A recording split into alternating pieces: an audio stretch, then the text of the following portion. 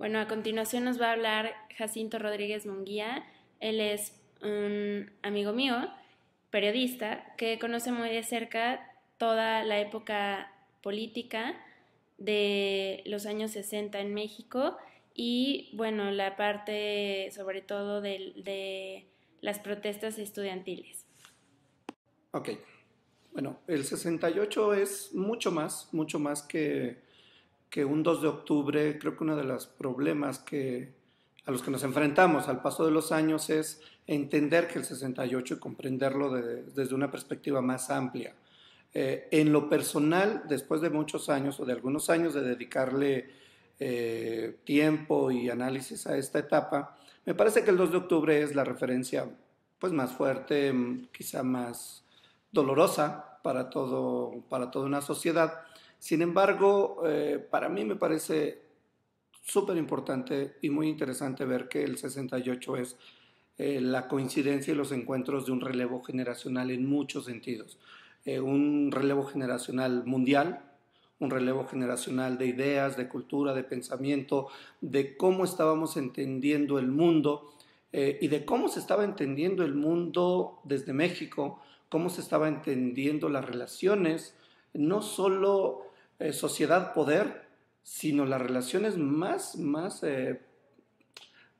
elementales, las relaciones en familia, por ejemplo, la idea de la cultura, de la libertad, de la sensación de poder tomar decisiones los jóvenes. Es decir, abajo del 68 o abajo del 2 de octubre hay una carga y descarga simbólica muy interesante.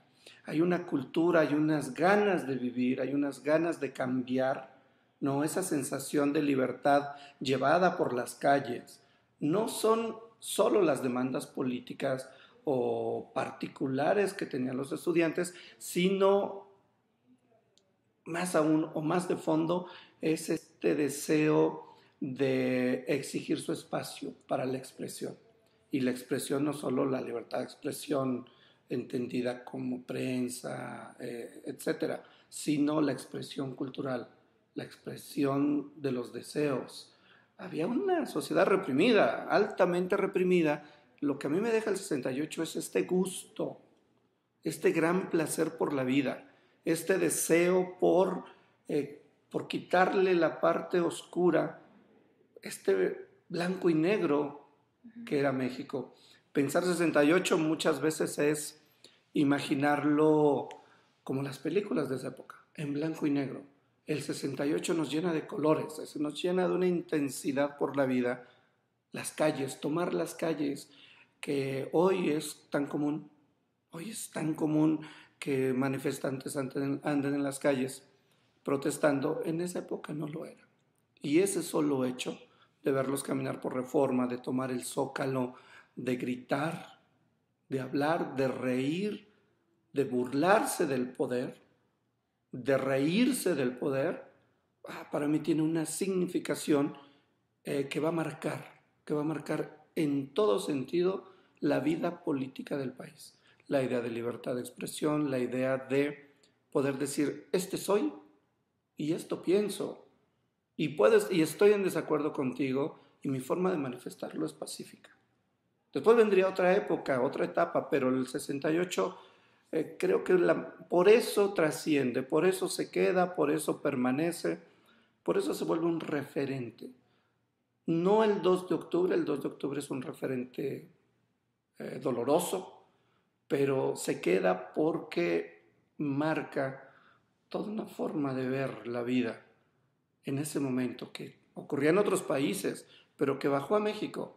Y qué bueno, qué lástima porque el final, el cierre de edición del 68 del movimiento estudiantil ocurre en un 2 de octubre en una plaza de Tlatelolco donde mueren decenas de estudiantes, pero al mismo tiempo quizás ese fue el costo que se tenía que pagar para que se abriera una historia más profunda, más rica y que nos alcanza a todos. Hoy estamos hablando en este año 2011, casi llegando al 2012, y seguimos hablando de la importancia que tuvo el 68 por eso, por todo lo demás, no solo por el 2 de octubre.